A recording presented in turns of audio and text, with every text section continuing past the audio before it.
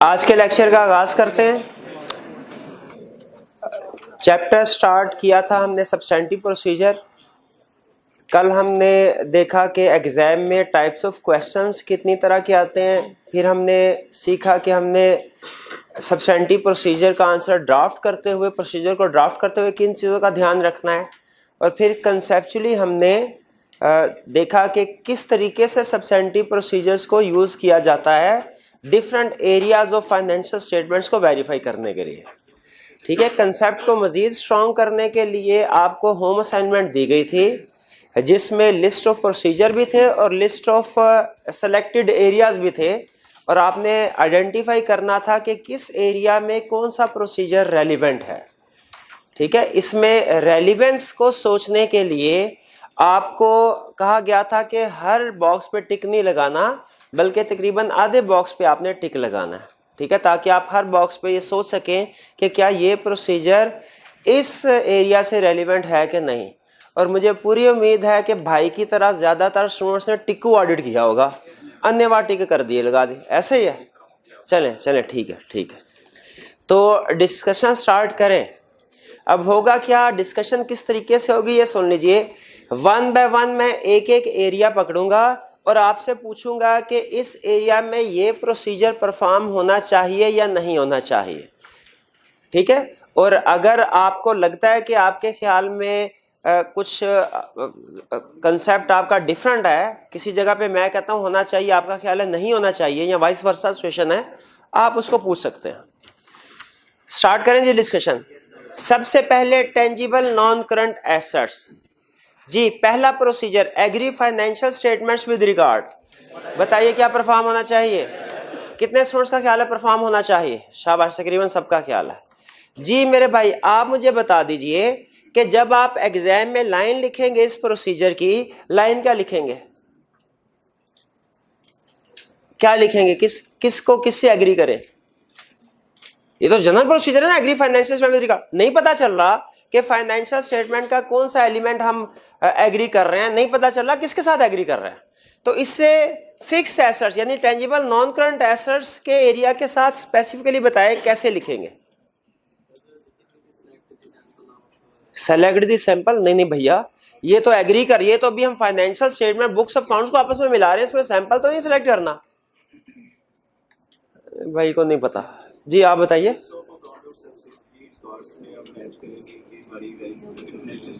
Books of accounts, भाई कह रहे हैं बुक्स ऑफ अकाउंट्स और सब्सिडी लेजर को मैच करेंगे कि वो एग्री करते हैं कि नहीं करते हैं। गलत प्रोसीजर। नहीं पता चल रहा कौन बुक्स ऑफ अकाउंट्स में से कौन सा डी अकाउंट, ठीक है, या ठीक है, या बुक्स ऑफ अकाउंट्स ही की बजाय जनरल लेजर का टर्म यूज कर लेते बेहतर होता। जनरल लेजर से भी ज्यादा बेहतर लफ्ज होता फिक्स एसेट्स अकाउंट से। और फिर आपने कहा सब्सिडी लेजर, सब्सिडी लेजर, अब नहीं मुझे पता चल रहा कौन सा सब्सिडी लेजर कह रहे हैं।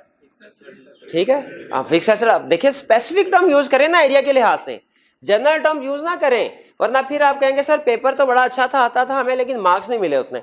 वो इस वजह से, इन चीजों की वजह से मार्क्स डर करता है। वो कहता है मुझे सदाबहार किस्म के प्रोसीजर ना बताओ जो हर एरिया में फिट हो जाए, ऐसे नहीं, मुझे उस एरिया से स्पेसिफिक प्रोसीजर बताओ। तो हमने उसे स्पेसिफाई करना है। और फिर आप फाइनेंशियल स्टेटमेंट को तो छोड़ ही गए।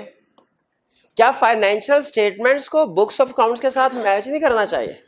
तो याद रखिए, हमने फाइनेंशियल स्टेटमेंट्स को बुक्स ऑफ अकाउंट्स के साथ, और अगर कोई सब्सिडी रिकॉर्ड, सब्सिडी लेजर है, उसके साथ भी मैच करना। तो हमारा असल में प्रोसीजर यूं होना चाहिए था, agree amount of tangible non current assets appearing in balance sheet with fix assets T account in general ledger and fix asset register. ये हमारा प्रोसीजर स्पेसिफिक होता, जिसमें हम उसको, इसी प्रोसीजर को स्पेसिफाई कर दिया एरिया के लिहाज से। तो इस तरीके से प्रोसीजर ड्राफ्ट करना है स्पेसिफिक नेम्स के साथ। क्योंकि अगर आपने जनरल प्रोसीजर लिख दिया, नहीं पता चला, देखिए आपके प्रोसीजर से पता ही नहीं चल रहा था किस एरिया का प्रोसीजर है। Agree books of accounts with subsidy ledger, किस एरिया का प्रोसीजर है, नहीं पता चल रहा। ठीक है, तो हमने उसको स्पेसिफाई करना है। क्लियर हो गया? चलिए, बिल्कुल ठीक है, ये परफॉर्म होगा, correct. Next, physical verification. Tangible non current ऐसे फिजिकल वेरिफिकेशन होगी? करेक्ट, बिल्कुल होगी। किसी स्टूडेंट का ख्याल के नहीं होगी? बिल्कुल, इस पे भी टिक है। एक्सटर्नल कंफर्मेशन हो गया? यहां पे नहीं होगा external confirmation, cross. Analytical procedure वाला स्टेप परफॉर्म होगा? कितने स्टूडेंट का ख्याल है कि होगा? कितनों का ख्याल है नहीं होगा? अब जिनका ख्याल है होगा, बताइए क्या प्रोसीजर परफॉर्म होगा? रेशोज कैलकुलेट करेंगे। डेट खुदा का खौफ कर भाई, डेट इक्विटी रेशो का फिक्स एसेट से क्या ताल्लुक है मेरे पास? नॉन करंट एसेट डिवाइडेड, उससे पता क्या चलेगा कि हमारे asset non current assets long term liabilities को पूरे करने के लिए काफी, तो उससे क्या है? नहीं, उससे फिक्स एसेट कोई वेरीफाई नहीं हो रहे। नहीं भैया, कोई और स्टूडेंट। हाँ, डेप्रिसिएशन के लिए, डेप्रिसिएशन की आवाज आई थी। क्या डेप्रिसिएशन के लिए? हाँ जी, क्या एनालिटिकल प्रोसीजर है? हाँ सुन ले, डेप्रिसिएशन में क्या कर सकते हैं? प्रोसीजर एक ही है, दो तरह से लिख सकते हैं। पहला तरीका एनालिटिकल प्रोसीजर फिक्स एसेट में बता रहा हूं। अच्छा देखिए, डेप्रिसिएशन फिक्स एसेट का हिस्सा है। कुछ स्टूडेंट कह रहे हैं कि सर डेप्रिसिएशन फिक्स एसेट में तो हम सिर्फ जो बैलेंस शीट में फिक्स एसेट अमाउंट है उसको नहीं कवर करते हैं। नहीं, वो भी कवर करते हैं बेसिकली, लेकिन चूंकि डेप्रिसिएशन उसी का एक हिस्सा है, ठीक है, इसीलिए फिक्स एसेट्स के सब्सटेंटिव प्रोसीजर में डेप्रिसिएशन शामिल होती है। इसी तरह फिक्स एसेट्स के प्रोसीजर में इंपेयरमेंट का प्रोसीजर भी शामिल होता है, ठीक है, क्योंकि सही फिक्स एसेट्स तभी बनेंगे ना जब हम डेप्रिसिएशन और इंपेयरमेंट लॉस अगर कोई है उसको भी लेस करेंगे, वो भी सही होंगे। तो इसमें हमारा एनालिटिकल प्रोसीजर डेप्रिसिएशन के हवाले से क्या हो सकता है कि डेप्रिसिएशन को डिवाइड करें फिक्स एसेट के साथ और देखें जो रेट आता है वो डेप्रिसिएशन रेट के बराबर है कि नहीं। भाई ऐसे ही होना चाहिए ना, ऐसे। या इसी प्रोसीजर को दूसरे अल्फाज में भी कर सकते हैं। कैसे? फिक्स एसेट्स को डेप्रिसिएशन रेट से मल्टीप्लाई करें, देखें डेप्रिसिएशन एक्सपेंस के इक्वल है कि नहीं। भाई बात समझ आ रही है? इस दोनों में चूंकि फाइनेंशियल स्टेटमेंट, अच्छा ये रिकैलकुलेशन है कि एनालिटिकल प्रोसीजर? एनालिटिकल, क्योंकि जो टोटल अमाउंट फाइनेंशियल स्टेटमेंट्स की है वो वेरीफाई कर रहा है। तो ये समझ आया एनालिटिकल प्रोसीजर। क्या एनालिटिकल प्रोसीजर परफॉर्म होगा टेंजिबल नॉन करंट एसेट्स में? जी भाई होगा। तो हैरान क्यों हो रहे हैं भाई, परेशान होके देख रहे हैं हमें। बताइए कैसे एनालिटिकल प्रोसीजर ये फिक्स एसेट्स में परफॉर्म होगा? डेप्रिसिएशन की रीजनेबलनेस देखने के लिए। वो कैसे देखेंगे? या तो हम फिक्स एसेट्स को डेप्रिसिएशन रेट से मल्टीप्लाई करके देखेंगे डेप्रिसिएशन एक्सपेंस के इक्वल है कि नहीं, असूली तौर पे होना चाहिए। या इसी स्टेप को दूसरे तरीके से क्या कर सकते हैं, डेप्रिसिएशन एक्सपेंस को डिवाइड करके देखेंगे फिक्स एसेट्स के साथ, आंसर डेप्रिसिएशन रेट के इक्वल है कि नहीं। एक ही, दोनों में से कोई भी, किसी भी तरीके से सेंटेंस बना ले। तो एनालिटिकल प्रोसीजर परफॉर्म होगा इसमें with respect to depreciation. Agree करते हैं? आगे चले। इंस्पेक्शन या वाउचिंग, बताइए क्या फिक्स एसेट्स के सब्सटेंटिव प्रोसीजर में इंस्पेक्शन या वाउचिंग आएगी? कितने स्टूडेंट्स का ख्याल है आएगी? कितनों का ख्याल है नहीं आएगी? जिनका ख्याल है इंस्पेक्शन या वाउचिंग आएगी, बताइए किस चीज की इंस्पेक्शन या वाउचिंग करेंगे? कॉस्ट ऑफ एग्जाम के इंस्पेक्ट, रिकॉर्ड को देखेंगे। फिक्स एसेट्स के रिकॉर्ड नहीं, सपोर्टिंग डॉक्यूमेंट्स की बात करें ना, इनवॉइसेस वगैरह की बात करें, किसको इंस्पेक्ट करेंगे? फिजिकल वो जो इंस्पेक्शन आप कह रहे हैं ना, वो फिजिकल वेरिफिकेशन हमने कह दिया, ठीक है, वो फिजिकल वेरिफिकेशन में कवर हो गया। प्रोसीजर वही है, सही कह रहे हैं आप, इंस्पेक्शन, लेकिन उसको फिजिकल वेरिफिकेशन में कवर कर दिया। तो यहाँ पे अब हमने उसे डॉक्यूमेंट्स के हवाले से बताना चाहिए क्या? हाँ, क्या कि कितने का परचेज किया, परचेज इनवॉइस का चेक नहीं करने चाहिए जो ड्यूरिंग ने फिक्स एसेट्स खरीदे हैं? किस लिए करने चाहिए परचेज में? देखने के लिए सही अमाउंट पे कैपिटलाइज हुआ कि नहीं हुआ। और इसी तरह हाँ, लॉ में याद आया, लॉ में था कि जब कभी फिक्स एसेट्स खरीदो और बेचो डायरेक्टर्स की अप्रूवल जरूरी है। तो क्या डायरेक्टर्स की अप्रूवल जो है उसको इंस्पेक्ट नहीं करेंगे? इंस्पेक्ट करेंगे ना। कहां से इंस्पेक्ट करेंगे? कैसे पता चलेगा डायरेक्टर ने अप्रूवल दी कि नहीं दी? बोर्ड मीटिंग के मिनट्स से। तो इंस्पेक्ट करेंगे minutes of the board meeting कि उन्होंने फिक्स एसेट को खरीदने बेचने की इजाजत दी कि नहीं दी। इंस्पेक्ट करेंगे परचेज इनवॉइसेस कि ताकि पता चले सही कॉस्ट पे कैपिटलाइज हुआ कि नहीं हुआ। तो क्या इंस्पेक्शन या वाउचिंग रेलिवेंट प्रोसीजर है टेंजिबल नॉन? बिल्कुल है, इसको भी टिक लगा दें। रिकंसिलिएशन, कितने स्टूडेंट्स का ख्याल है रिकंसिलिएशन नहीं बनती फिक्स एसेट में? कितनों का ख्याल है रिकंसिलिएशन बन सकती है? 3 स्टूडेंट, बताइए कैसे बन सकती? हाँ, फिजिकल बैलेंस को फिक्स एसेट रजिस्टर बैलेंस के साथ रिकंसाइल किया जा सकता। जैसे इन्वेंट्री में देखिएगा, कल आपको कंसेप्ट बताए गए थे, वो कंप्लीट नहीं थे, वो ज्यादातर एरियाज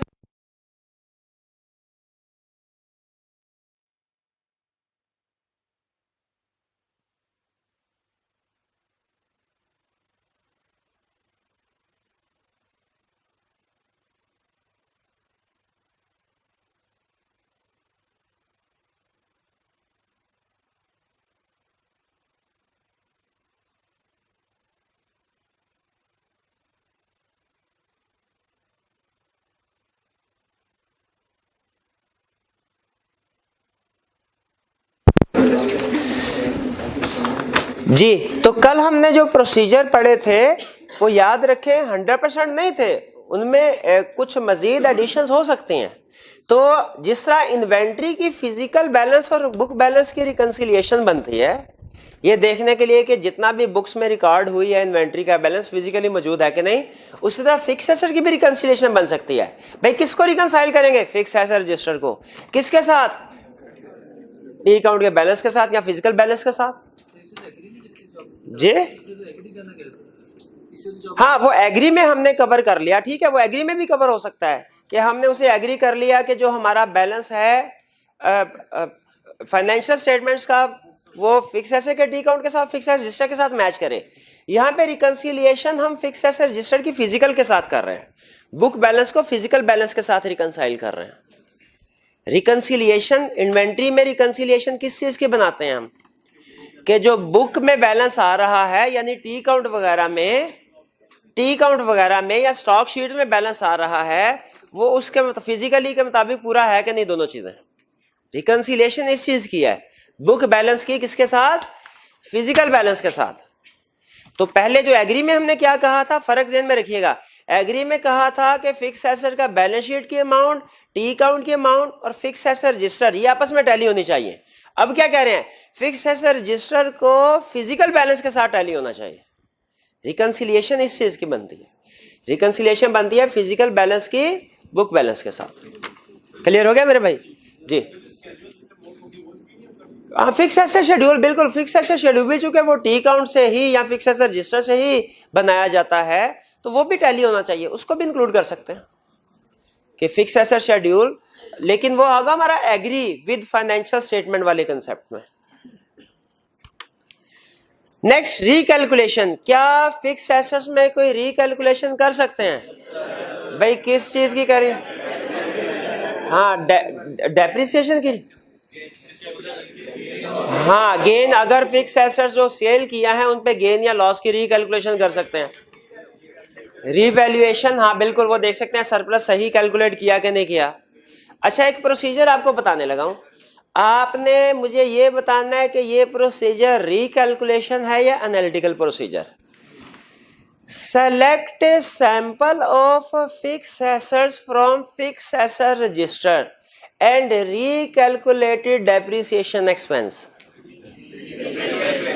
अच्छा, कैसे पता चला रिकैलकुलेशन? रिकैलकुलेशन का लफ्ज आ गया था इस वजह से नहीं, सैंपल से, क्योंकि एनालिटिकल प्रोसीजर तो हम टोटल फाइनेंशियल स्टेटमेंट की फिगर को वेरीफाई करें, तो ये भी रिकैलकुलेशन में आ सकता है कि हम सैंपल बेस पे देखें, क्योंकि क्लाइंट ने जो डेप्रिसिएशन एक्सपेंस की एंट्री डाली होती है वो तो इंडिविजुअल हर फिक्स एसेट्स की अलग से कैलकुलेट करके टोटल एंट्री डाली होती है। सब्सीक्वेंट पेमेंट, अच्छा सब्सीक्वेंट पेमेंट की बजाय इसको पेमेंट का लफ्ज जरा जनरल हो जाता है, पेमेंट का लफ्ज काट के लिख लें सब्सीक्वेंट सेटलमेंट या सब्सीक्वेंट स्टेटस, सब्सीक्वेंट सेटलमेंट कर लें। जी, क्या कोई सब्सीक्वेंट सेटलमेंट का स्टेप होता है फिक्स एसेट्स में? नहीं होता, क्रॉस करें। एजिंग एनालिसिस करते हैं फिक्स एसेट्स में? एजिंग एनालिसिस करते हैं क्या फिक्स एसेट में? नहीं करते भाई। कितने स्टूडेंट्स का ख्याल है करते हैं? नहीं करते हैं, हाँ बिल्कुल जी। Next, cut off. क्या कट ऑफ टेस्ट परफॉर्म होता है फिक्स एसेट में? नहीं भाई, वो तो नॉर्मली सेल्स और परचेसेस में होता है। स्कैन लेजर, स्कैन लेजर करते हैं क्या? बिल्कुल। अच्छा, किस लिए करेंगे? अनयूजुअल आइटम का, क्योंकि नॉर्मली रिपेयर एक्सपेंस और फिक्स एसेट्स में मिसक्लासिफिकेशन हो जाती है। प्रेजेंटेशन, क्या क्या कोई स्टैंडर्ड, क्या कोई ऐसी रिक्वायरमेंट्स है फिक्स एसेट से रिलेटेड जो डिस्क्लोज करनी होती है?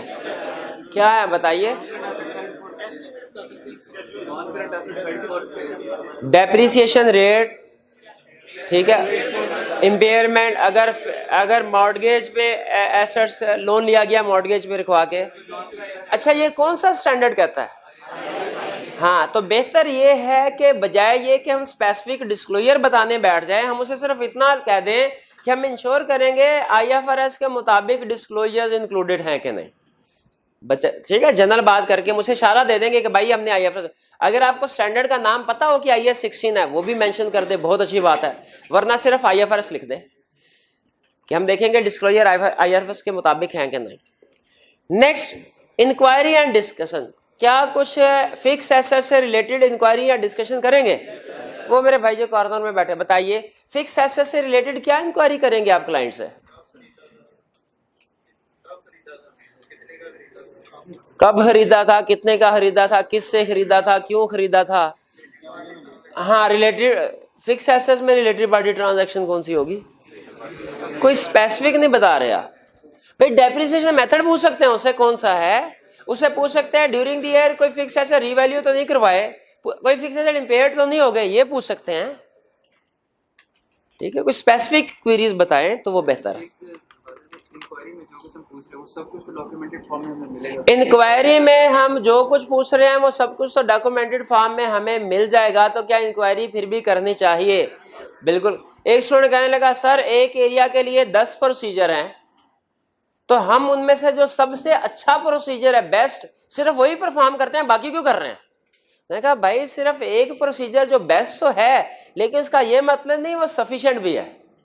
तो हमने सफिशिएंट एप्रोप्रिएट ऑडिट एविडेंस लेना होता है, इसीलिए सिर्फ एक जो बेस्ट वाला प्रोसीजर है वो परफॉर्म करके हमारा ऑडिट कंप्लीट नहीं होता।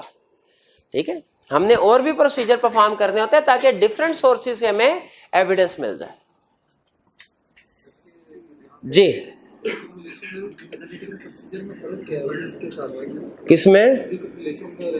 रिकैलकुलेशन में। और अच्छा, मैं इसी सवाल से डर रहा था कि कोई इसमें मुझे रिकैलकुलेशन और एनालिटिकल प्रोसीजर में फर्क ना पूछे। मेरे भाई आपने चैप्टर 3 पढ़ा था, उसमें बताया था ना कि अगर आप अपने प्रोसीजर से फाइनेंशियल स्टेटमेंट्स की टोटल अमाउंट को वेरीफाई कर रहे हो, जो फाइनेंशियल स्टेटमेंट्स में अपीयर हो रही है वो एनालिटिकल प्रोसीजर होता है। और अगर आप सैंपल बेस पे कुछ ट्रांजैक्शंस को सेलेक्ट करें और उनकी कैलकुलेशन चेक करें सैंपल बेस पे कुछ ट्रांजैक्शन की, वो रिकैलकुलेशन होगा। समझ आ गया दोनों में फर्क? तो अगर हम डेप्रिसिएशन एक्सपेंस को हम फिक्स एसेट्स के टोटल पे डेप्रिसिएशन रेट मल्टीप्लाई किया और देखा डेप्रिसिएशन एक्सपेंस उतना ही है कि नहीं है, ठीक है। और अगर हम फिक्स एसेट रजिस्टर में 3500 फिक्स एसेट्स आ रहे हैं, उसमें हमने 120 फिक्स एसेट सेलेक्ट करके चेक किया कि डेप्रिसिएशन सही इनकी कैलकुलेट हुई है कि नहीं, ये क्या है? शाबाश, रिकैलकुलेशन। क्लियर हो गया? एनालिटिकल प्रोसीजर और रिकैलकुलेशन में फर्क समझ आ गया? चलिए next, intangible non current assets. पहला बताइए, agree financial statements with records. अच्छा, बल्कि शुरू करने से पहले मुझे ये बताइए, इनटेंजिबल नॉन करंट एसेट्स में सबसे बढ़िया एग्जांपल बताइए क्या होती है? गुडविल, शाबाश। और छोटी छोटी 2-3 और एग्जांपल क्या होती है? अच्छा, इसका मतलब है IAS 38 पढ़ा हुआ है आपने। चलें, इतने अकाउंटिंग के एक्सपर्ट लोग बैठे हैं, मुझे फिर ये बताइए गुडविल की कैलकुलेशन का फार्मूला क्या है? जी जी, इंट्रो में है तो बताए ना कौन सा फार्मूला? भूल चुकी है। शेयर कैपिटल नहीं, शेयर कैपिटल भैया जो कॉस्ट है, cost of acquisition minus fair value of net assets is equal to goodwill. अगर आपसे कोई पूछे भाई गुडविल को कैसे वेरीफाई करोगे, हम कहेंगे बहुत, अभी सुन लीजिए, बहुत आसान फार्मूला ज़हन में होना चाहिए। पहली चीज हम कहेंगे छोटा सा फिक्स एसेट खरीदते थे, डायरेक्टर से अप्रूवल लेते थे। इतना बड़ा बिजनेस एक्वायर कर रहे हैं, बोर्ड ऑफ डायरेक्टर्स की अप्रूवल देखेंगे कि नहीं? कहां से देखेंगे? मिनट्स ऑफ द मीटिंग से। मिनट्स ऑफ द मीटिंग से अप्रूवल चेक करो, स्टेप नंबर 1। स्टेप नंबर 2, देखो जितनी कॉस्ट पे की है चेक उतने का इशू किया था, बैंक स्टेटमेंट में से पेमेंट निकल गई।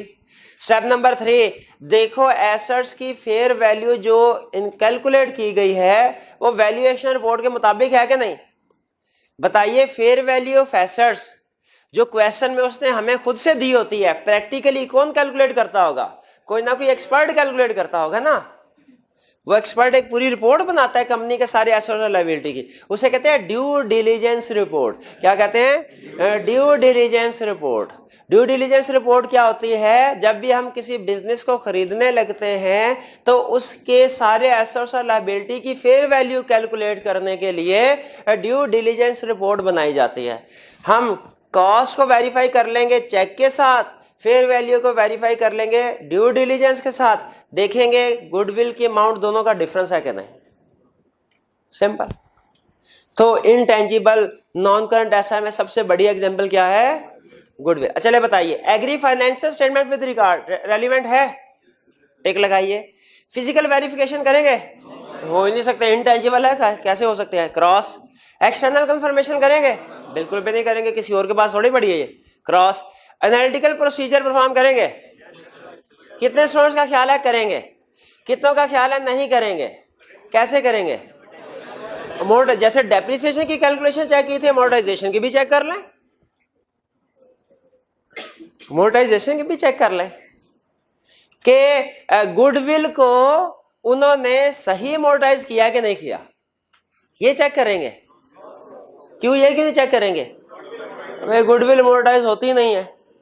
क्या होती है? नहीं होती उसको। तो फिर ये अमोर्टाइजेशन का वाला स्टेप किसके लिए भला?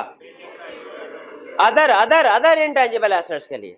गुडविल को तो हमने एनुअली इंपेयरमेंट के लिए देखना है। तो गुडविल अगर स्पेसिफिकली कह दे फिर हम एनालिटिकल प्रोसीजर नहीं लिखेंगे क्योंकि उसमें अमोर्टाइजेशन नहीं होती। लेकिन अगर दूसरे इंटेंजिबल कह दे तो फिर हम लिखेंगे उनमें अमोर्टाइजेशन होती है। चलिए, तो एनालिटिकल प्रोसीजर टिक लगा रहे हैं कि नहीं? टिक लग गया। आगे चले। इंस्पेक्शन या वाउचिंग, क्या इंटेंजिबल नॉन करंट एसेट कोई इंस्पेक्शन या वाउचिंग करेंगे? बिल्कुल। कितने स्टूडेंट करेंगे? हाथ उठाइए। कितने स्टूडेंट के हमें टिक आना चाहिए? आपके ख्याल में कोई इंस्पेक्शन नहीं होनी चाहिए? क्या इंस्पेक्शन होनी चाहिए? जी भाई, क्या किस चीज की इंस्पेक्शन करेंगे इंटेंजिबल में? भाई कोई कागज बता दो, कोई कागज बनता होगा ना उधर, तो बता दो कौन से चेक करेंगे। वो एग्रीमेंट हुआ होगा जो, वो चेक कर लें। ड्यू डिलिजेंस, शाबाश, ड्यू डिलिजेंस रिपोर्ट को इंस्पेक्ट कर लें और बोर्ड ऑफ डायरेक्टर्स की जो अप्रूवल है उसको इंस्पेक्ट कर लें। ये सारे डॉक्यूमेंट्स हैं। इंस्पेक्शन में क्या करना होता है? कोई ना कोई डॉक्यूमेंट बताना होता है हमने जो उस एरिया से रेलिवेंट हो। नहीं, तसल्ली नहीं हुई मेरी। आगे चलते हैं। रिकंसिलिएशन, कोई रिकंसिलिएशन बनेगी? नहीं बनेगी यहाँ पे। ठीक है। रिकैलकुलेशन होगी कोई? मैथमेटिकल अमोर्टाइजेशन की मैथमेटिकल एक्यूरेसी के लिए सैंपल बेस पे कुछ नॉन करंट जो इंटेंजिबल एसेट्स हैं उनकी कर सकते हैं कैलकुलेशन। ठीक है, तो ये रिकैलकुलेशन ठीक हो गया। सब्सिक्वेंट पेमेंट, सब्सिक्वेंट सेटलमेंट को चेक करेंगे? नहीं, रेलिवेंट नहीं। एजिंग एनालिसिस करते हैं? नहीं करते, शाबाश। कट ऑफ, वो भी इररेलेवेंट है। स्कैन लेजर, बिल्कुल ठीक है। किस लिए लेजर स्कैन करते हैं? अनयूजुअल आइटम्स को आइडेंटिफाई करने के लिए। प्रेजेंटेशन, क्या कोई डिस्क्लोजर रिक्वायरमेंट्स हैं इंटेंजिबल नॉन करंट एसेट से रिलेटेड? हैं? कौन सा स्टैंडर्ड कहता है? शाबाश। अगर तो स्टैंडर्ड का नाम आता है तो IS 38 लिख दें, नहीं आता तो सिर्फ IFRS लिख दें कि चेक करेंगे disclosure required by IFRS have been included in financial statements. वो डिस्क्लोजर प्रोड्यूस करने की जरूरत नहीं है क्योंकि नॉर्मली हम इतने एक्सपर्ट नहीं होते। अगर आपको कोई एक दो एग्जांपल याद है, अकाउंटिंग के बहुत बड़े एक्सपर्ट हैं, तो लिख दे, लिखना चाहे तो, कि ये डिस्क्लोजर रिक्वायर करता है। लेकिन अगर सिर्फ एक लाइन इतनी भी लिख देना कि इंश्योर करेंगे whether disclosure required by IFRS have been included, ये भी सफिशिएंट है कंसर्न बताने के लिए। जी, इंटरनली जनरेटेड इंटेंजिबल एसेट्स की कोई इंस्पेक्शन नहीं होगी, वो तो रिकॉग्नाइज नहीं करते। हाँ, डेवलपमेंट कॉस्ट अगर कैपिटलाइज की हुई है आपने, तो वो कर सकते हैं। अब खुद बताइए, डेवलपमेंट कॉस्ट कैपिटलाइज की, क्या इंस्पेक्शन होगी, खुद बताएं जे। क्राइटेरिया मीट कर रहा है कि नहीं वो चेक करेंगे। इंस्पेक्शन किस चीज की चेक करें? इंस्पेक्शन डॉक्यूमेंट, सफा क्या देख, क्यों कोई डॉक्यूमेंट, कोई इनवॉइसेस वगैरह, कोई पेमेंट। जो कॉस्ट कैपिटलाइज हुई है सैंपल बेस पे उसे सेलेक्ट करके देखेंगे नेचर ऑफ एक्सपेंस क्या है। कहीं ऐसा तो नहीं रिसर्च एक्सपेंस कैपिटलाइज कर दिया हो, ऐसे ही पता चलेगा ना। इंस्पेक्शन का मतलब ही यही है, इंस्पेक्शन या वाउचिंग का आपने कुछ ना कुछ सपोर्टिंग डॉक्यूमेंट्स चेक करना है, फाइनेंशियल स्टेटमेंट्स को चेक करना, बुक्स ऑफ अकाउंट्स को चेक करना, सब्सिडरी लेजर, सब्सिडरी रिकॉर्ड वगैरह जो है वो इंस्पेक्शन वाउचिंग में नहीं आता। इंस्पेक्शन ऑफ वाउचिंग में सपोर्टिंग डॉक्यूमेंट्स आते हैं, जो इनवाइसेस होती हैं, जो रसीदें होती हैं हमारे, वो है सपोर्टिंग डॉक्यूमेंट। इंस्पेक्शन में वो चीजें चेक करते हैं। सब्सिक्वेंट सेटलमेंट में अगर तुम्हारे को डेवलपमेंट एक्सपेंडिचर ईयर एंड के बाद पे ऑफ उसको भी नहीं चेक करते, वो इसी साल में कैपिटलाइज हो रहा है। इंक्वायरी, क्या कोई इंक्वायरी करेंगे मैनेजमेंट से इनटेंजिबल नॉन करंट एसेट के हवाले से? क्या इंक्वायरी कर सकते हैं? क्या इंक्वायरी? अमोर्टाइजेशन के बारे में, अमोर्टाइजेशन रेट क्या है, क्या ड्यूरिंग द ईयर कोई नए इनटेंजिबल एसेट्स एक्वायर किए आपने? ठीक है, इंडिकेटर्स ऑफ इंपेयरमेंट है कोई? शाबाश, ये इंक्वायरी कर सकते हैं। नहीं अभी कंसेप्ट नहीं पिक किया आपने, सही, मेरी तसल्ली नहीं हो रही। अगली एग्जांपल, कोई बात नहीं, एग्जांपल बहुत है, पहुंचते पहुंचते क्लियर हो जाएगी। जी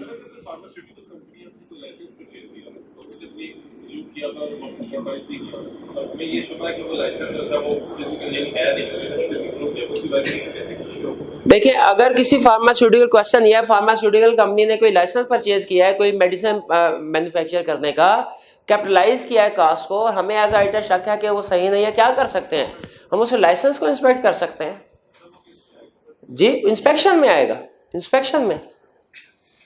ठीक है, वो इंस्पेक्शन कर रहे हैं ना हम, वो जो भी रिकॉर्ड क्लाइंट का इंस्पेक्ट जब हम देख रहे हैं सपोर्टिंग डॉक्यूमेंट किसी भी ट्रांजैक्शन की सपोर्ट में, वो इंस्पेक्शन है जी। वैसे इसमें अगर एक आधा प्रोसीजर आप स्किप कर देते हैं या एक आधा प्रोसीजर आपको गलत क्लासिफाई हो जाता है, कोई इशू नहीं है इसमें। ये नहीं है कि यहाँ पे अगर फॉर एग्जांपल 6 प्रोसीजर है तो आई कैप 6 मार्क्स के साथ 6 प्रोसीजर ही लिखेगा, हमसे पूछेगा। आई कैप हमसे नॉर्मली 4-5 प्रोसीजर पूछेगा, 1-2 का मार्जिन रखता है आई कैप भी। ठीक है, तो इसमें आपको भी प्रोसीजर्स जो हैं, क्योंकि जजमेंट की बेस पे डिसाइड कर रहे होते हैं, एक आधा प्रोसीजर समझ आना जरूरी है। हाँ, क्लासिफिकेशन में अगर एक आधे प्रोसीजर में प्रॉब्लम है तो कोई बड़ा इशू नहीं है, कोई बड़ा इशू नहीं जी। आगे चल के जब हम एक्चुअली प्रोसीजर ड्राफ्ट कर रहे होंगे तो आप देखेंगे उसमें हम ये लिखते ही नहीं है कि ये कौन सा प्रोसीजर है, सिर्फ प्रोसीजर को लिख देते हैं। लेकिन मैं आपका कंसेप्ट बिल्डिंग के लिए आपको बता रहा हूं कि प्रोसीजर कौन कौन से होते हैं, किस तरीके से हम डिसाइड कर रहे होते हैं प्रैक्टिकली कि कौन सा प्रोसीजर किस एरिया में हमने परफॉर्म करना है। वरना जब आप सब्सटेंटिव प्रोसीजर लिख रहे होंगे तो हमने ये जो साथ में हेडिंग बनाई हुई है ये नहीं लिखते, सिर्फ डायरेक्ट प्रोसीजर लिख देते हैं। ये तो हम याद करने के लिए यूज करेंगे हेडिंग, एग्जाम में नहीं लिखते। एग्जाम में तो वो डायरेक्ट सेंटेंस फॉर्म में प्रोसीजर लिखेंगे। इन्वेंट्री बताइए, agree financial statements with regard relevant है? बिल्कुल। कितने स्टूडेंट्स के ख्याल में ये लिखेंगे? ये सभी कह रहे हैं लिखेंगे। आप मेरे भाई मुझे बताइए लिखेंगे क्या, लाइन बता दीजिए। नहीं, जिससे पूछ रहा हूं वही। Agree the inventories appearing in balance sheet with the stock sheet, शाबाश, एंड इन्वेंट्री अकाउंट। बिल्कुल ठीक है, परफेक्ट, ये ठीक है। अच्छा, इसके बाद फिजिकल वेरिफिकेशन करेंगे कि नहीं? फिजिकल वेरिफिकेशन करेंगे। कितने स्टूडेंट का हाल है फिजिकल वेरिफिकेशन होगी इन्वेंट्री? बिल्कुल, टिक लगा दीजिए, इसको टिक लगा दीजिए। और अब एक क्वेश्चन, अच्छा हाथ उठाना है आपने जिसको आंसर आता हो, वरना कैंसर समझा जाएगा। इन्वेंट्री की फिजिकल वेरिफिकेशन से कौन कौन सी असर्शन वेरीफाई होती है? कंप्लीट आंसर पे नाम मिलेगा, आधे आंसर पे नहीं मिलेगा जी। उठाइए हाथ जिसको, 1 2 3 4 5 जी। पहले आप सर, अगर तो हम लोग स्टॉक शीट से फिजिकल वेरिफिकेशन करेंगे तो हमें कंप्लीटनेस का इंश्योर होगी, और अगर हम लोग फिजिकल वेरिफिकेशन स्टॉक शीट में एग्जिस्टेंस कंप्लीटनेस और एग्जिस्टेंस जी। आप शाबाश, existence, completeness and valuation and allocation, 3 assertion verify हो रही है, 2 नहीं। सुने, एग्जिस्टेंस कैसे, स्टॉक शीट से आइटम उठा के देखा फिजिकली गोदाम में मौजूद है कि नहीं, एग्जिस्टेंस। कंप्लीटनेस कैसे, फिजिकली बैलेंस जो मौजूद है इन्वेंट्री उसे उठा के देखा लिस्ट में आ रहा है कि नहीं, कंप्लीटनेस। वैल्यूएशन एलोकेशन कैसे, इन्वेंट्री आइटम के साथ साथ कंडीशन भी देखते रहे कि कोई टूटा फूटा एसेट तो इन्वेंट्री आइटम्स तो नहीं पड़ी हुई। अगर कोई डैमेज इन्वेंट्री आइटम्स पड़ी हुई है तो इसका मतलब है वो एनआरवी पे रिकॉर्ड होने वाली है। तो फिजिकल वेरिफिकेशन से वैल्यूएशन की असर्शन भी सेटिस्फाई होती है। शाबाश। चलिए इसके बाद आगे, एक्सटर्नल कंफर्मेशन नॉर्मली नहीं होती, लेकिन एक एडवांस कंसेप्ट है, आपको बता रहा हूं। अगर इन्वेंट्री किसी थर्ड पार्टी के पास हो ना, जैसे कंसाइनमेंट वगैरह, तो हमारे पास 2 ऑप्शंस होती हैं, चाहे खुद जाके फिजिकली वेरीफाई कर रहे हैं, चाहे उसको कंफर्मेशन लेटर लिख के कहें भाई बताओ तुम्हारे पास कितनी क्वांटिटी पड़ी है इन्वेंट्री की और उसकी कंडीशन क्या है, सही है कि फारग है, डैमेज है। ठीक है, हाँ बिल्कुल, जो सेल ऑन रिटर्न बेसिस या कंसाइनमेंट होती है ये इन्वेंट, तो उसमें आप एक्सटर्नल कंफर्मेशन परफॉर्म कर सकते हैं। एडवांस कंसेप्ट है, बता दिया, आप चाहे आप इसको क्रॉस कर लें या चाहे टिक लगा के ब्रैकेट में लिख दे इन्वेंट्री ऑन कंसाइनमेंट, वो आपकी मर्जी। वैसे हमने समझ तो लिया है तो टिक लगा दे तो ज्यादा बेहतर है।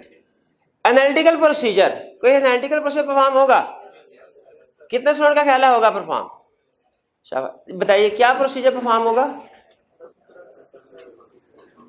करंट एसेट्स में करंट रेशियो कैलकुलेट करेंगे, खुदा का हुक्म भाई, इन्वेंट्री टर्नओवर रेशियो कैलकुलेट करेंगे यार, ऐसे ना करें। करंट रेशियो का वो तो 50 तो नहीं है, 8-10 एरियाज आ जाएंगे उसमें करंट रेशियो में। एनालिटिकल प्रोसीजर पे टिक लगा दिया। इसके बाद आगे नेक्स्ट, इंस्पेक्शन एंड वाउचिंग, क्या करेंगे, किस चीज की इंस्पेक्शन या वाउचिंग करेंगे।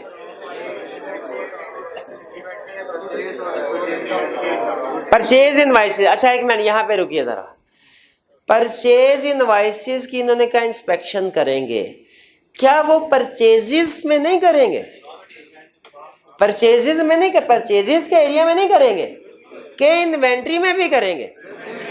अच्छा बता सकते हैं इन्वेंट्री में क्यों करेंगे, क्वांटिटी के लिए, ये देखने के लिए कि इन्वेंट्री की कॉस्ट सही कैलकुलेट की गई है कि नहीं की गई, क्योंकि इन्वेंट्री की जो कॉस्ट है आपकी इन्वेंट्री, ये कहां से वेरीफाई होगी सही है कि नहीं, ये परचेज इनवाइस से वेरीफाई होगी। तो क्या इन्वेंट्री का एरिया करते हुए परचेज इनवाइस को देख सकते हैं, बिल्कुल ठीक है। आगे चलते हैं, रिकंसिलिएशन, कोई रिकंसिलिएशन बनती है, अच्छा किसके, अच्छा मैं बता रहा हूं प्रोसीजर।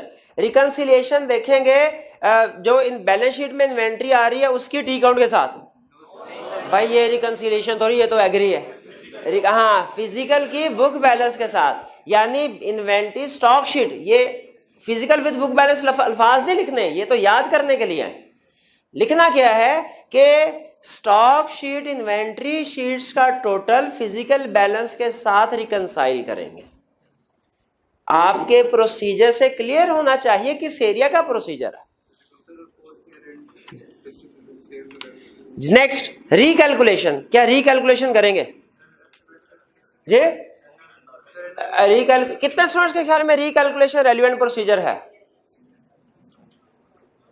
जी, आप बताइए रिकैलकुलेशन किस चीज की करेंगे। हाँ, एनआरवी की रिकैलकुलेशन क्लाइंट ने सही कैलकुलेट की। एक और प्रोसीजर है रिकैलकुलेशन का, शाबाश, FIFO वेटेड छा गए हैं, FIFO वेटेड एवरेज, कुछ कुछ अब समझ आना, नहीं ऐसे नहीं बचा, आगे किसी सवाल में, हर सवाल पे थोड़ी। सब्सिक्वेंट सेटलमेंट, क्या इन्वेंट्री में सब्सिक्वेंट सेटलमेंट देखेंगे जी। सब्सिक्वेंट सेटलमेंट का मतलब है ईयर एंड के बाद की कोई सिचुएशन, ट्रांजैक्शन वगैरह इन्वेंट्री में देखेंगे। यार कितने स्टूडेंट के ख्याल में ये रेलिवेंट है, कितनों के ख्याल में रेलिवेंट नहीं है जी, बताइए क्यों रेलिवेंट है जी। या पीछे यहाँ पे थे, कोई स्टूडेंट था, हाथ उठाया था मेरे भाई। हाँ, ये वो कह रहे हैं सेल्स ऑन, ये अच्छा पॉइंट था, कह रहे हैं देखेंगे ईयर एंड के बाद कोई इन्वेंट्री रिटर्न तो नहीं हुई, कोई ये रेंट के बाद इन्वेंट्री, अच्छा मेरे जहन में इजी एग्जांपल थी, लेकिन भाई ने एग्जाम लेवल की एग्जांपल बता दी। मैं अपनी एग्जांपल बता देता हूं। इन्वेंट्री के केस में देखेंगे ये रेंट के बाद इन्वेंट्री किस प्राइस पे सेल हुई, इससे क्या एनआरवी, शाबाश, इससे एनआरवी पता चलेगा। उन्होंने कहा सर ये रेंट के बाद देखेंगे कि कोई डिफेक्टिव इन्वेंट्री रिटर्न तो नहीं हो गई। ये क्यों देखेंगे? क्योंकि डिफेक्टिव इन्वेंट्री रिटर्न हो जाए ये एडजस्टिंग इवेंट है, आपने इसको एक तो सेल्स को रिवर्स करना है, दूसरा इन्वेंट्री को भी एनआरवी पे रिकॉर्ड करना है। शाबाश, अच्छा प्रोसीजर था जी। अब जी जितनी अमाउंट की भी हो, सिग्निफिकेंट अमाउंट की है तो फिर हमने एडजस्टिंग एंट्री तो लाजमी पास करनी होगी। इमटेरियल है तो शायद ना करें। एजिंग एनालिसिस इन्वेंट्री में बनता है, किस लिए भला? Provision for bad debt, sorry provision for obsolescence के लिए, या एनआरवी की अमाउंट कैलकुलेट करने के लिए। ठीक है, कट ऑफ, कट ऑफ तो कितने स्टूडेंट्स के ख्याल में कट ऑफ रेलिवेंट है इन्वेंट्री में? बाकी के ख्याल में नहीं रेलिवेंट? भाई कट ऑफ इन्वेंट्री के एरिया में रेलिवेंट है कि नहीं? अच्छा मुझे बताइए, cut off normally sales and purchase पे परफॉर्म करते हैं, डेटर्स के एरिया में रेलिवेंट है कि नहीं? वो क्यों रेलिवेंट है? सेल्स के साथ उसका ताल्लुक है। क्रेडिटर्स के एरिया में कट ऑफ का प्रोसीजर आएगा कि नहीं? क्यों आएगा? तो अच्छा डेटर्स पर सेल और क्रेडिटर सेल परचेज से रेलिवेंट है, इन्वेंट्री का सेल परचेज से कोई ताल्लुक नहीं है। नहीं, इन्वेंट्री का सेल परचेज से कोई ताल्लुक नहीं है भाई। दूसरा इफेक्ट इन्वेंट्री पे भी तो आता है सेल परचेज का। इसका मतलब है जो आपको बता दिया जाए आप सिर्फ वही सोचते हैं, जरा एग्जांपल दाएं से बाएं करें आप मुकर जाएंगे, ओके नहीं सर कुछ नहीं है। तो भाई उसका इफेक्ट इसलिए इन्वेंट्री में कट ऑफ रेलिवेंट है कि नहीं है? नहीं है। अच्छा चले, स्कैन लेजर, स्कैन लेजर करेंगे किस लिए? अनयूजुअल आइटम्स आइडेंटिफाई करने के लिए। प्रेजेंटेशन, क्या इन्वेंट्री से रिलेटेड डिस्क्लोजर रिक्वायरमेंट्स हैं? बिल्कुल। किस किस स्टैंडर्ड में है? अगर हम एक्सपर्ट है तो IS2 का पता है, IS2 लिख दें, वरना सिंपल IFRS लिख दें कि इंश्योर करेंगे disclosure required by IFRS relating to inventory have been included in financial statements.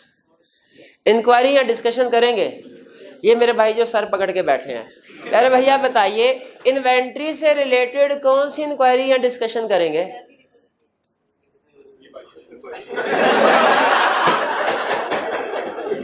मैंने कुछ नहीं कहा।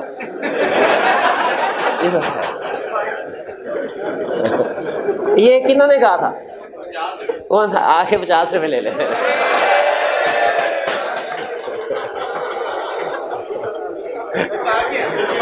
तो भाई आईना ना कहना यार।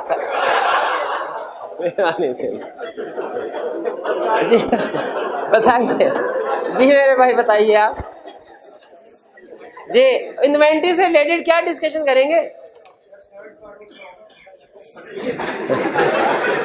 कि किसी थर्ड पार्टी के पास स्टॉक तो नहीं है? कि मेथड कौन सा है? FIFO है, वेटेड एवरेज है? क्या कोई इन्वेंट्री ऑब्सोलीट तो नहीं हो गई? ठीक है, ये क्या प्लेज करवाई हुई है कोई इन्वेंट्री? ये चीजें इंक्वायरी करेंगे ना। है मेरे भाई, क्या इंक्वायरी करेंगे बताएं?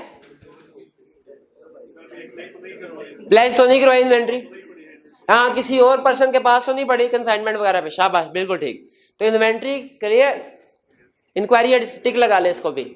इन्वेंट्री पे कुछ कुछ मेरी तसल्ली हुई है, लेकिन अभी नहीं, पूरी तरह से नहीं हो। ट्रेड रिसीवेबल पे आइए। Agree financial statement with record relevant है कि नहीं है? जी तो बताइए मुझे, ड्राफ्ट करके दीजिए। एग्जाम में लाइन क्या लिखेंगे agree financial statement with record की? ट्रेड रिसीवेबल के लिहाज से agree debtors appearing in balance sheet with debtors control account and sales ledger के subsidy ledger. Sales ledger, subsidy ledger में नहीं पता चलेगा सेल्स लेजर कह रहा है परचेज लेजर कह रहा है। तो ठीक है, एग्री फाइनेंशियल में रिगार्ड टिक कर दिया। फिजिकल वेरिफिकेशन होगी? नहीं होगी। एक्सटर्नल कंफर्मेशन होगी? बिल्कुल, शाबाश। एनालिटिकल प्रोसीजर होंगे? कितने स्टूडेंट के ख्याल में एनालिटिकल प्रोसीजर होंगे? ये मेरे भाई आप बताइए, क्या एनालिटिकल प्रोसीजर परफॉर्म करेंगे? शाबाश, डेटर टर्नओवर रेशो। पिछली क्लास में स्टूडेंट कहने लगा सर इस साल के डेटर को पिछले साल के डेटर के साथ कंपेयर कर लेंगे। शाबाश। भाई वो इनकम एक्सपेंस में करते हैं, बैलेंस शीट में थोड़ी करते हैं। बैलेंस शीट में तो रेशो करते हैं, कंपैरिजन होता है इनकम स्टेटमेंट में इनकम और एक्सपेंसेस का। इंस्पेक्शन या वाउचिंग करेंगे, ये है ना प्रोसीजर जब फंसे आप जी। कितने स्टूडेंट के ख्याल में इंस्पेक्शन या वाउचिंग होगी, कितनों के ख्याल में नहीं होगी? भाई किस चीज की इंस्पेक्शन या वाउचिंग होगी मेरे भाई? किसकी? सेल इनवॉइसेस की। सेल इनवॉइसेस की इंस्पेक्शन या वाउचिंग सेल्स के एरिया में नहीं होगी क्या? हाँ, यहाँ पे थोड़ी सी अमेंडमेंट कर लीजिए, एडिशन कर लीजिए। इंस्पेक्शंस होगी जरूर, सेल इनवॉइसेस की होगी, लेकिन कौन सी वाली? सबकी नहीं, अनपेड सेल इनवॉइसेस की। अनपेड, ये ना जनवरी के सेल इनवॉइसेस चेक करना शुरू कर दें। वो सेल्स के अकाउंट में तो करेंगे क्योंकि सेल्स के अकाउंट में तो जनवरी की सेल आ रही है, लेकिन डेटर्स में कौन सी वाली सेल्स आ रही होगी? वो तो अनपेड जो आ रही है 1-2 महीनों की है, तो इसमें भी इंस्पेक्शन होगी। शाबाश। रिकंसिलिएशन बताइए होगी जी? किसकी किसके साथ रिकंसिलिएशन होगी? 1 मिनट और कोई नहीं बोलेगा। डेटर्स में किस चीज की किसके साथ रिकंसिलिएशन होगी? क्योंकि रिकंसिलिएशन हमें पता है हमेशा एक चीज की दूसरी चीज के साथ होती है, तो जब तक ये इन्हें ना बताया कि किसकी किसके साथ रिकंसिलिएशन होगी, आपके प्रोसीजर के 0 नंबर है। सेल्स की डेटर के साथ रिकंसिलिएशन होगी, खुदा का खौफ कर रहा है। इस बात पे 50 रुपए तुमसे लेने बनते हैं, लेकिन तुमसे निकलने नहीं है। ये ना शर्ट उतार के ऑटो क्वेश्चन है सेल्स की डेटर के साथ। और मैंने कभी नहीं कहा सेल्स की डेटर के साथ रिकंसिलिएशन, खुदा का खौफ कर। मैंने कहा है कभी? ये नहीं कहा। कंफर्मेशन लेटर के साथ रिकंसाइल कर सकते हैं।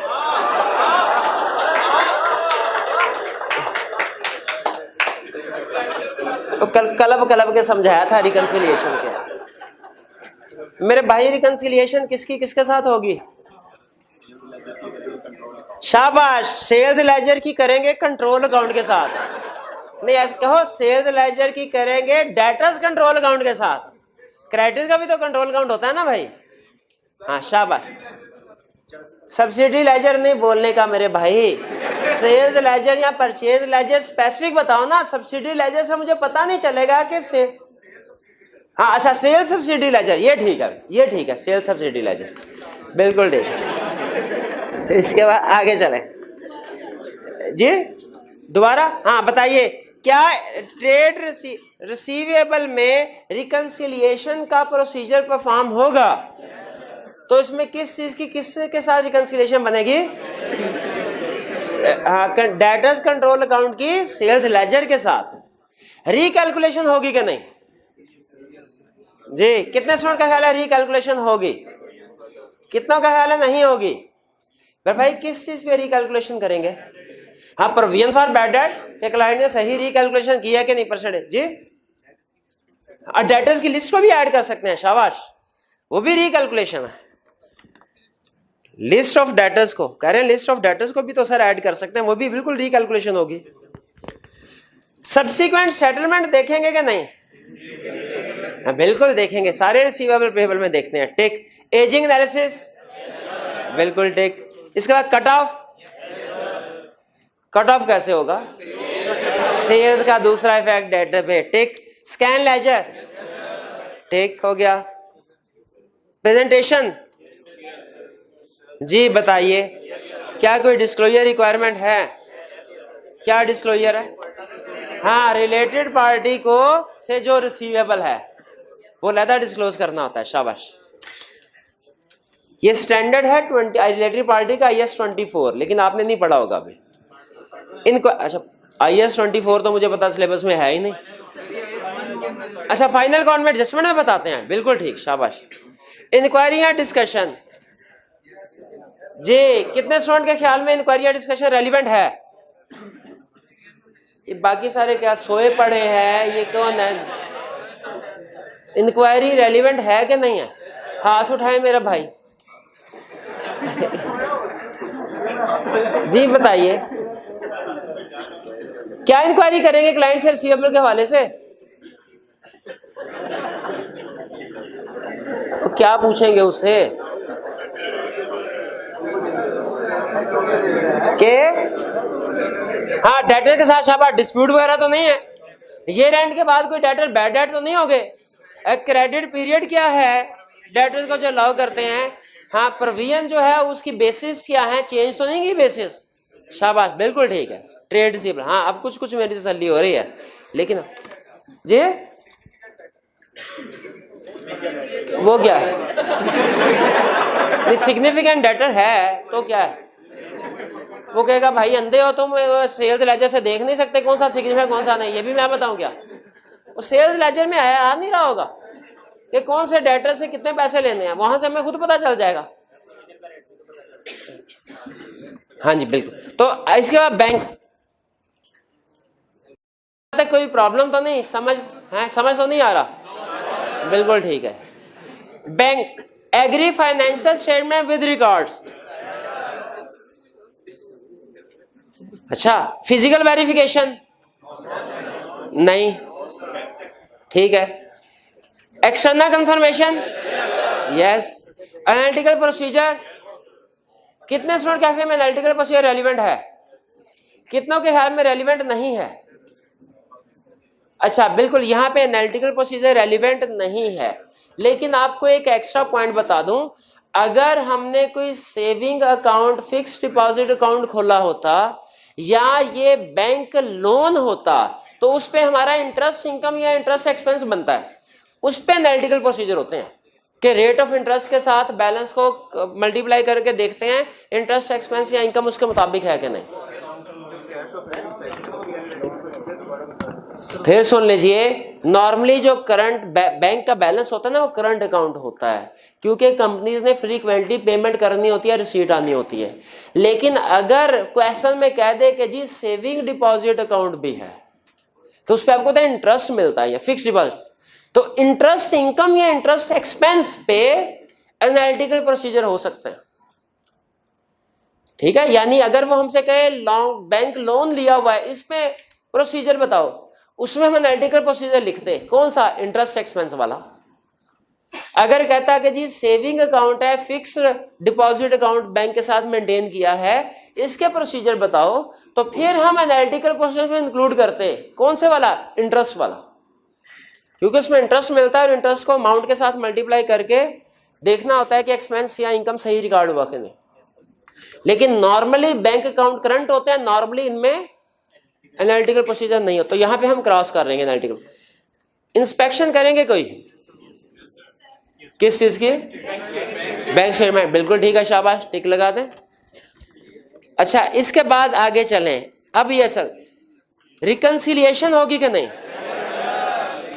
बीआरएस बनेंगे, उसमें आगे 2-3 और प्रोसीजर हैं रिकैलकुलेशन का, अब वो भी रिकंसिलिएशन में ही कवर हो जाता है। अब सुनिए, बैंक रिकंसिलिएशन स्टेटमेंट आपके सामने है, कहता है इसको वेरीफाई करो, कैसे वेरीफाई करेंगे।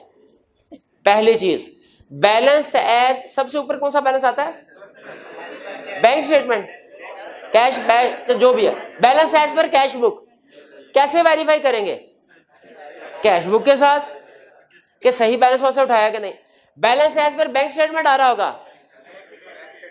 बैंक स्टेटमेंट के साथ सही है, या कंफर्मेशन लेटर के साथ भी।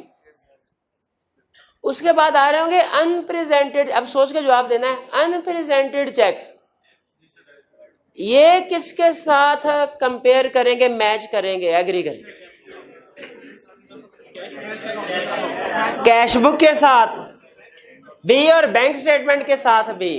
लेकिन अगर 31 दिसंबर पे रिकंसिलिएशन स्टेटमेंट बनी है, अनप्रेजेंटेड चेक है, किस महीने की कैश बुक में चेक करना है, दिसंबर के जनवरी। फिर सुन लीजिए, बैंक रिकंसिलिएशन स्टेटमेंट में जो अनप्रेजेंटेड चेक आ रहे हैं वो किस महीने की कैश बुक में आ रहे होंगे, दिसंबर में, और किस महीने की बैंक स्टेटमेंट में आ रहे होंगे, जनवरी में। इस चीज का ध्यान रखना है। अब मुझे बताइए, कुछ डिपॉजिट इन ट्रांजिट भी तो होंगे, उनको किस किस के साथ मैच करना है, कैश बुक के साथ भी, बैंक स्टेटमेंट, लेकिन कैश बुक किस महीने की, सर एग्जिस्टिंग पेमेंट हो रही है किस महीने की? और दिसंबर की अभी तो बोला है, जिस महीने में पेमेंट हो रही है अभी बोला दिसंबर की। और बैंक स्टेटमेंट में किस महीने की चेक करेंगे? नेक्स्ट मंथ की क्लियर होने चाहिए। क्वेश्चन मेरे जहन में आ गया अभी। एक दूसरी बॉडी थी आई कैप ने, दूसरी, उसने पूछा, अच्छा क्वेश्चन था। उसने कहा कि BRS 31 दिसंबर पे बनी, उसमें डिपॉजिट इन ट्रांजिट है, चेक जमा करवाया हुआ है, आ रहा है, और वो क्लियर हो गया 17 जनवरी को। बताइए क्लाइंट से क्या इंक्वायरी करेंगे? क्लाइंट से क्या इंक्वायरी करेंगे? कि कोई इंक्वायरी नहीं करेंगे, क्लियर तो हो गया। जी हाथ उठाना है फिर बताना है क्या इंक्वायरी करेंगे। जी मेरे भाई।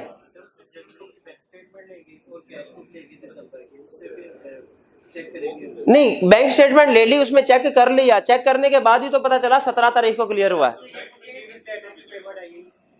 जी नहीं, और की क्वेश्चन?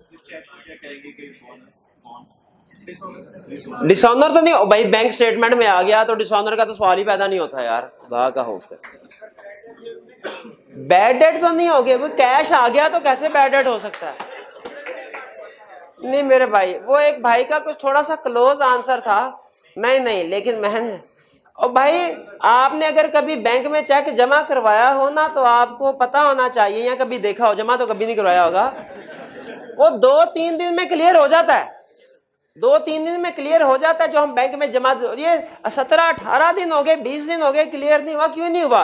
अनयूजुअल डिले है। इसको क्लाइंट से पूछना नहीं चाहिए कि भाई लगता है तुमने 31 दिसंबर को फेक शो करवाया था कि जमा करवा दिया है, असल तुमने जाके 13-14 तारीख को जमा करवाया होगा। लगता है शुरू के 15 दिन का इंटरेस्ट खा रहे हो, बिला वजह तुमने पहले इस चेक को अपने अकाउंट में जमा करवाया, 15 दिन का इंटरेस्ट अपने पास क्रेडिट करवा के फिर बैंक के पेमेंट की। ये नॉर्मली लोग फ्रॉड करते हैं। ये आपको थोड़ा सा 1-2 मिनट ऊपर हो जाएंगे, बता दूं तरीका वारदात। वो करते क्या, जो जिस बंदे की होती है ना जिम्मेदारी के सारे एम्प्लॉइज को सैलरी देनी है, हेड ऑफिस की तरफ से उसे चेक आता है 50 लाख का, भाई सैलरी दे दो सबको। वो कहता है अच्छा, उसे चेक को अपने हेड ऑफिस से चेक आता है 31 तारीख को, वो उसे अपने अकाउंट में जमा करवाता है 31 तारीख को, और 7 तारीख को अपने अकाउंट से निकलवा के सबको पेमेंट कर देता है। बताइए फ्रॉड है कि नहीं? बिल्कुल। क्या 7 दिन का इंटरेस्ट वो खुद खा रहा है, ये फ्रॉड। इसीलिए अगर पेमेंट में अनयूजुअल डिले होना, हम इन्वेस्टिगेट करते हैं, इंक्वायर करते हैं डिले क्यों है। चेक जमा करवा दिया, अनयूजुअल डिले आया तो इन्वेस्टिगेट करते हैं कि क्यों है। चलिए आगे चलते हैं। बैंक में थे हम, सब्सिक्वेंट सेटलमेंट पे किस में थे? रिकंसिलिएशन। हाँ, रिकंसिलिएशन क्लियर हो गई, पता चल गया। रिकैलकुलेशन भी रिकंसिलिएशन में क्लियर हो गया, सब्सिक्वेंट सेटलमेंट भी रिकंसिलिएशन में क्लियर हो गई। पार्ट ऑफ चेकिंग रिकंसिलिएशन हमने दोनों चीजें पढ़ ली। आगे एजिंग एनालिसिस क्या होता है बैंक में? एजिंग एनालिसिस तो नहीं होता भाई। कौन सा एजिंग? बैंक बैलेंस का नहीं, वो तो हमने कवर कर लिया ना कि एनुअल डिले इंक्वायर करेंगे, वो उसमें कवर हो गया, अलहदा से बताने की जरूरत नहीं है। कट ऑफ ऐसे हो सकता है, cut off cash and bank की ट्रांजैक्शन में कट ऑफ करते हैं। स्कैन लेजर बिल्कुल होगा। प्रेजेंटेशन जी बताइए, क्या बैंक से रिलेटेड कौन सी प्रेजेंट, क्या कोई डिस्क्लोजर रिक्वायरमेंट है बैंक के एरिया से रिलेटेड? शाबाश, करंट अकाउंट, सेविंग अकाउंट की। तो हमने बैंक के एरिया में भी प्रेजेंटेशन डिस्क्लोजर रेलिवेंट है। नेक्स्ट, इंक्वायरी या डिस्कशन करेंगे? इंक्वायरी या डिस्कशन क्या करेंगे? मैनेजमेंट से इंक्वायरी या वो डिले वगैरह क्यों होता है डिपॉजिट में? बैंक रिकंसिलिएशन स्टेटमेंट के बारे में पूछ सकते हैं, कब बनाते हैं, फ्रीक्वेंसी क्या है, कितने बैंक अकाउंट्स हैं आपके? बिल्कुल, बैंक चेंज किया है, ड्यूरिंग द बैंक क्लोज किया, ओपन किया, उसके बारे में पूछ सकते हैं। Prepayment, agree financial statements with records, correct. Physical verification नहीं। एक्सटर्नल कंफर्मेशन भाई प्री पेमेंट होती किसकी है भला? प्रीपेड रेंट, प्रीपेड इंश्योरेंस की। तो जी स्टॉक की प्री पेमेंट वो एडवांस है, वो प्री पेमेंट, प्रीपेड एक्सपेंसेस है। ये प्रीपेड एक्सपेंसेस अलहदा कंसेप्ट है, एडवांसेस जो है वो अलहदा कंसेप्ट है। ये प्रीपेड एक्सपेंसेस हैं, जैसे क्रूड एक्सपेंसेस होते हैं, इनमें कंफर्मेशन है, इनमें बस हम ईयर एंड के बाद देख रहे थे एडजस्टमेंट होगी कि नहीं होगी। भाई इसमें क्या होगा, 1-2-3 महीने का रेंट एडवांस में पे कर दिया, यही अब उसकी कंफर्मेशन थोड़ी करेंगे, पेमेंट होगी। कंफर्मेशन ये रेलिवेंट नहीं है, छोटी छोटी अमाउंट्स होती हैं।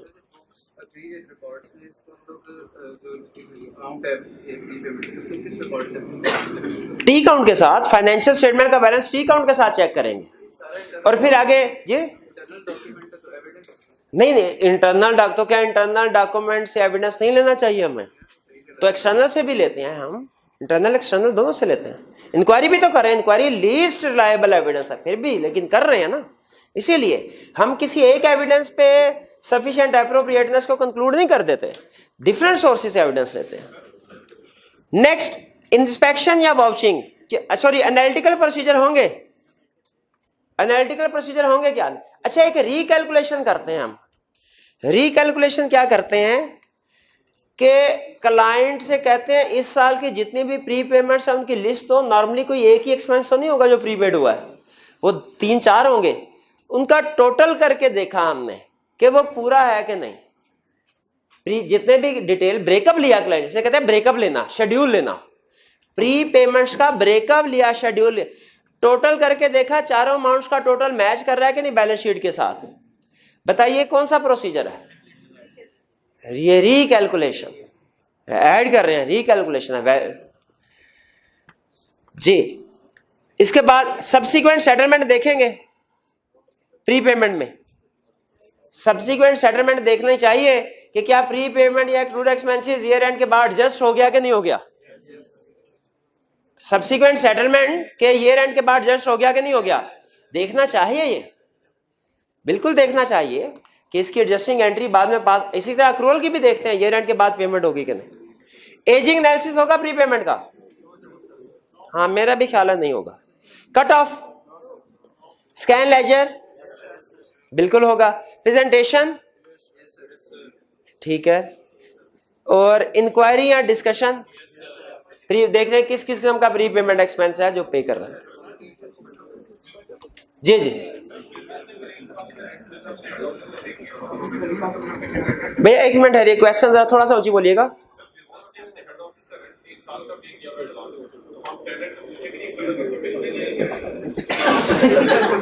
प्यारे भाई, अभी आपसे दरखास्त की है ना, जुम्मे का दिन है, वैसे टाइम जो है वो कम होता है थोड़ा सा। जी मेरे भाई, हेड ऑफिस ने, ब्रांच ने हेड ऑफिस का रेंट, एक बिजनेस ने हेड ऑफिस का 1 साल का एडवांस पे। टेनेंट से एक्सटर्नल कंफर्मेशन नहीं लेनी चाहिए, एक हमारे पास एग्रीमेंट आ जाएगा, एक हमारे पास जो पेमेंट किया उसका चेक आ जाएगा जिसके ऊपर एक्नॉलेजमेंट दी होगी उस बंदे ने, ठीक है, जो भी मालिक होगा जिसको हमने किराया अदा किया है, ओनर जो होगा, तो वो हमारे पास आ गया, एविडेंस आ गया। अगर एविडेंस मिल जाए तो फिर हमें कंफर्मेशन की जरूरत नहीं रहती। जी बिल्कुल। देखें, अगर आपको प्रोसीजर समझ आ रहा है लेकिन आपको क्लासिफिकेशन में कोई मसला है कि ये प्रोसीजर इधर के बजाय ऊपर, तो ये कोई इशू नहीं है, प्रोसीजर समझ आना अहम है, ठीक है, क्योंकि आपको पता है कि ये हम सिर्फ याद रखने के लिए इस्तेमाल करेंगे। ये जो हेडिंग्स है हमारी लेफ्ट साइड वाली, एग्जाम में जब हम सब्सटेंटिव प्रोसीजर लिख रहे होंगे तो हमने फिर इनको यूज नहीं करना, इनके बजाय कंप्लीट सेंटेंस बनाने हैं, ठीक है, वहां पे हम ये हेडिंग नहीं देंगे।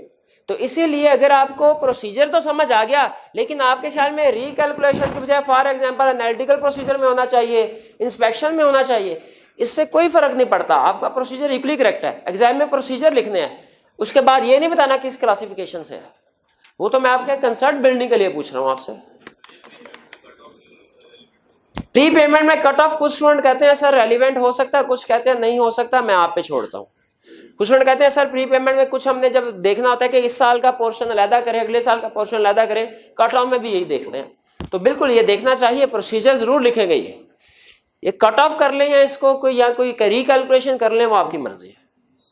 प्रोसीजर समझ आ गया ना आपको कि हमने देखना है जो टोटल पेमेंट की है इसमें जितनी प्रीपेड है उसको हम अलहदा रिकॉर्ड करें। Next, long term loan, agree financial statement with record relevant है। फिजिकल वेरिफिकेशन नहीं है। एक्सटर्नल कंफर्मेशन है। एनालिटिकल प्रोसीजर इंटरेस्ट एक्सपेंस वाला, हाँ वो है, बिल्कुल आएगा। एनालिटिकल प्रोसीजर रेलिवेंट है इंटरेस्ट एक्सपेंस के हवाले से। इंस्पेक्शन या वाउचिंग करेंगे किस चीज की? पेमेंट स्केड्यूल, यहाँ जो डेट एग्रीमेंट हुआ है, लीगल एग्रीमेंट, उसकी उसी में पेमेंट स्केड्यूल भी आ रहा होगा। नेक्स्ट, रिकंसिलिएशन बनाएंगे? कोई रिकंसिलिएशन बनती है? नहीं बनती, ठीक है। रिकैलकुलेशन करेंगे कोई? किस चीज की? हाँ इंटरेस्ट है, लेकिन सैंपल बेस पे अगर एक से ज्यादा लोन, लेकिन नॉर्मली चूंकि एक दो ही बड़े लोन लिए होते हैं तो हम एनालिटिकल प्रोसीजर कर लेते हैं, इंटरेस्ट ये रिकैलकुलेशन की जरूरत नहीं रहती। तो नॉर्मली हम रिकैलकुलेशन का प्रोसीजर परफॉर्म नहीं करते लॉन्ग टर्म लोन में। सब्सिक्वेंट सेटलमेंट देखेंगे कि ये रहने के बाद लोन की जो इंस्टॉलमेंट ड्यू थी वो पे कर दी कि नहीं। डिफॉल्ट किया तो आपको पता है कि वो ब्रीच ऑफ डेट कोवेनेंट आ जाता है। केस स्टडी पढ़ी है ना, याद है? अगर लोन एग्रीमेंट को ब्रीच कर दें तो उससे नॉन करंट लायबिलिटीज में लिखते हैं कि करंट में? करंट में। इसलिए देखना ये रेंट के बाद ब्रीच वगैरह तो नहीं। एजिंग एनालिसिस करेंगे क्या? लॉन्ग टर्म लोन में एजिंग एनालिसिस करेंगे? नहीं, एजिंग एनालिसिस मेरा तो नहीं ख्याल है, उसमें तो ऑलरेडी रीपेमेंट शेड्यूल एग्री हुआ होता है। हमने सिर्फ यही देखना है रीपेमेंट शेड्यूल के मुताबिक पेमेंट हो रही है कि नहीं, सिर्फ एजिंग की जरूरत नहीं है। कट ऑफ, हाँ ये भी relevant. Scan ledger, yes. Presentation, अच्छा प्रेजेंटेशन में बताइए किस चीज का डिस्क्लोजर प्रेजेंटेशन? करंट पोर्शन और नॉन करंट, शाबाश। इंक्वायरी या डिस्कशन करेंगे किस चीज की? रेट, किस रेट ऑफ इंटरेस्ट क्या है, किस मकसद के लिए लिया गया, सिक्योरिटी वगैरह में क्या रखवाया गया, ठीक है। Sales, agree financial statement with regard, physical verification नहीं, एक्सटर्नल कंफर्मेशन नहीं, डेटर्स वो तो डेटर्स में हो जाएगी ना, सेल्स से रिलेटेड तो एक्सटर्नल कंफर्मेशन थोड़ी करेंगे। नहीं, सेल्स में कंफर्मेशन नहीं आएगी, वो डेटर्स के एरिया में आएगी। सेल्स का कट ऑफ डेटर में जाता है, डेटर की कंफर्मेशन सेल्स में नहीं आती। एनालिटिकल प्रोसीजर क्या क्या? एनालिटिकल प्रोसीजर इस साल की सेल्स को पिछले साल की सेल्स के साथ कंपेयर करें। इंस्पेक्शन या वाउचिंग किस किस डॉक्यूमेंट की? शाबाश, सेल इनवॉइसेस की, गुड डिस्पैच नोट की, करेक्ट। रिकंसिलिएशन नहीं, रिकैलकुलेशन, सेल इनवॉइसेस की सैंपल बेस पे रिकैलकुलेशन कर सकते हैं। सब्सिक्वेंट सेटलमेंट सेल्स में नहीं आएगी, हाँ सही कह रहे, सेल्स में नहीं। एजिंग एनालिसिस नहीं। Cut off, yes. Scan ledger, presentation, कौन सी वाली डिस्क्लोजर रिक्वायरमेंट है सेल्स की? शाबाश, रिलेटेड पार्टी को। और फिर सर एक्सपोर्ट को भी ज्यादा डिस्क्लोज करना होता है। इंक्वायरी या डिस्कशन, क्या इंक्वायरी करेंगे? कोई रिलेटेड पार्टी वगैरह को सेल तो नहीं कर रहे, ठीक। कितनी प्रोडक्ट्स एक्सपोर्ट कर रहे हैं कि नहीं कर रहे, ठीक। पेरोल में last, agree financial statements with regard, correct. Physical verification, correct, नहीं आएगी। एक्सटर्नल कंफर्मेशन नहीं आएगी, करेक्ट। Analytical procedure, yes. इस साल के एक्सपेंस को पिछले साल के एक्सपेंस के साथ कंपेयर करेंगे। या एक और प्रोसीजर होता है कि नंबर ऑफ एम्प्लॉइज को per month salary multiply by 12 करते हैं, देखते हैं पूरे साल का एक्सपेंस आया कि नहीं। तो पेरोल में एनालिटिकल प्रोसीजर यस है भाई। इंस्पेक्शन या वाउचिंग किस चीज की? पेरोल शीट की। पेरोल पता है ना किसको कहते हैं? सैलरीज एक्सपेंस को। रिकंसिलिएशन बनेगी कोई? रिकैलकुलेशन, हाँ सैंपल बेस पे पेरोल शीट को देखेंगे एम्प्लॉइज की कैलकुलेशन सही हो रही कि नहीं। सब्सिक्वेंट सेटलमेंट, सब्सिक्वेंट ये रेंट के बाद जो सैलरी पे की है वो चेक करेंगे क्या? वो अक्रूड सैलरीज में चेक करेंगे, अक्रूड एक्सपेंसेस में, पेरोल एक्सपेंस में नहीं चेक करेंगे, ठीक है। पेरोल एक्सपेंस में सिर्फ इतना चेक करेंगे आखिरी महीने की अक्रूवल हो गई कि नहीं, अगर अनपेड है। आगे उस अक्रूवल की पेमेंट हुई कि नहीं हुई, वो अक्रूड एक्सपेंसेस के में सब्सिडी प्रोसीजर आएगा। फर्क समझ रहे?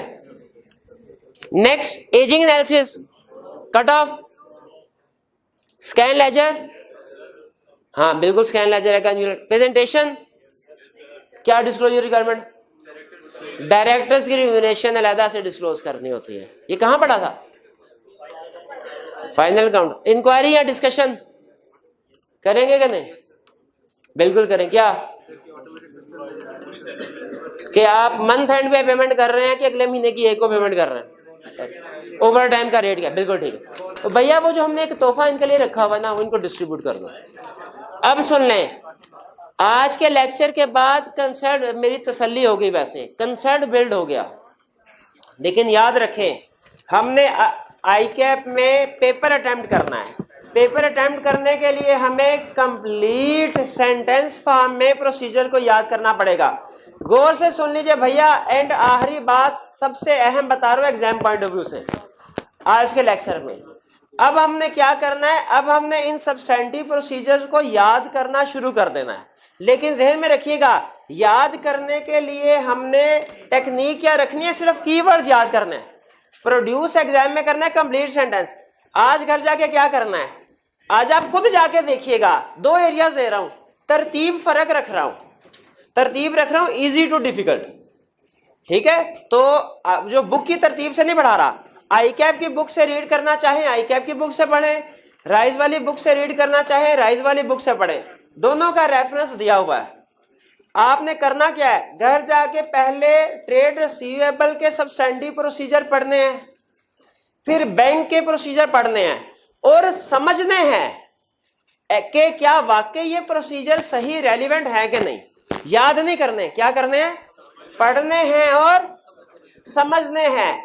उसके बाद फिर याद कहां से करने हैं, ये जो आपको पेज दिया गया है, ये पेज आपकी सोच से ज्यादा अहम है। आपने फिर बैंक के और ट्रेड रिसीवेबल्स के एरिया के सब्सटेंटिव प्रोसीजर इस पेज से याद करने हैं। इस पेज में सिर्फ कीवर्ड्स है। और भाई सुनने काम की बात बता रहा हूं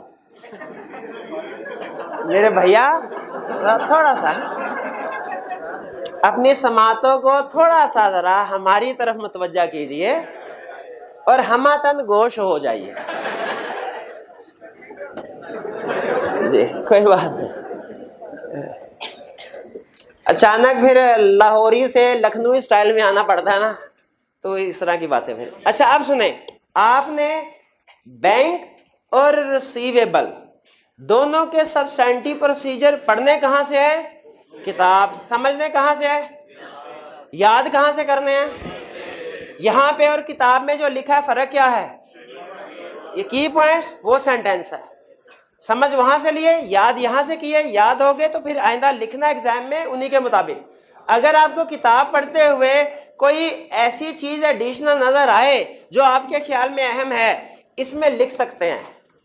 इसमें इस पेज में एडिशन कर सकते हैं, उसकी इजाजत है, डिलीशन की इजाजत। और अब सुन लीजिए अहम बात, आज के बाद ये पेज हमेशा आपके पास होना चाहिए। मैं किस नहीं, पेपर में नहीं, पेपर से पहले मैं किसी भी दिन सरप्राइज चेकिंग कर लूंगा, किसी भी स्टूडेंट से पूछूंगा बताओ कि ये पेज आपके पास है कि नहीं, तो आपने मुझे दिखाना है। इवन घर भी जा रहे हो आप, घर जा रहे हैं आप, घर वालों ने आपसे कहा लो भाई सब्जी लेके आओ, नान रोटी आओ, बिजली का बिल जमा करवा के लाओ, आप उधर जाएंगे, लाइन लगी होगी, आपने टाइम वेस्ट नहीं करना। 2-3 मिनट भी फारग नजर आए, आपने जेब से पेज निकालना है, कोई ना कोई एरिया रिवाइज कर लेना है।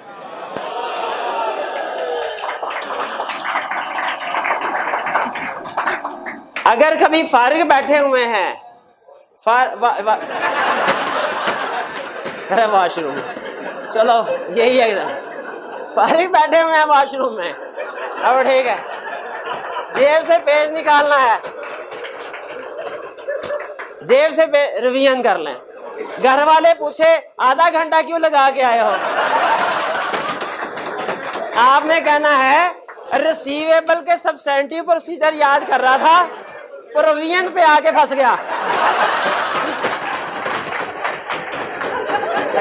आज का लेक्चर खत्म।